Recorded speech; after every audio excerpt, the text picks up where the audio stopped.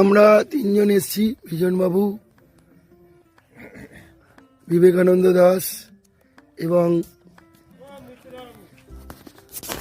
আমি নিজে। বিজনবাবু বলুন কেমন লাগছে, বলুন কেমন লাগছে বাইকে করে ভ্রমণ, বলুন একটু। না, এটা পঞ্চলিঙ্গেশ্বরের পাদদেশে এলে বোঝা যাচ্ছে যে এত বড় পাহাড়, প্রকৃতির পরিবেশ অত্যন্ত শান্ত। ঠিক পাহাড়ের নিচে এলে বোঝা যায় যে প্রকৃতি কীরকম হয়, কতটা শান্ত। রুক্ষ নয়, কিন্তু চারদিকে সবুজ আছে প্রচুর, গাছপালা থেকে শুরু করে সমস্ত কিছু। এটা একটা অফবিট জায়গা। আমরা একদম জনবসতির একটু পাশে আছি। জায়গাটা ভীষণ সুন্দর। গতকাল থেকে আমরা বেরিয়েছি যে বাইক নিয়ে আসছি, পুরো ভ্রমণ সবটুকু খুব সুন্দর।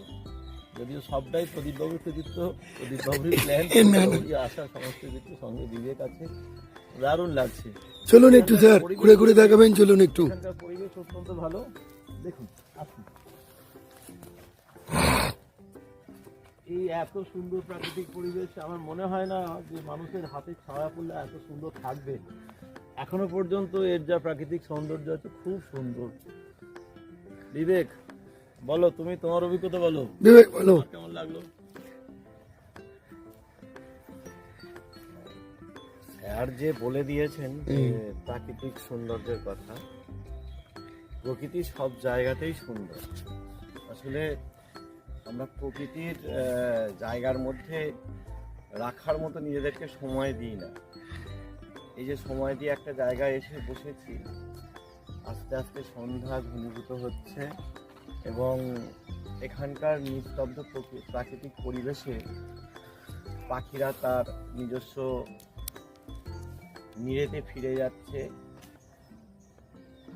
আরও বেশি একটা শান্ত পরিবেশ তৈরি হচ্ছে ধীরে ধীরে, এবং দেখা যাচ্ছে যে প্রকৃতি সত্যি এক কথায় অনবদ্য।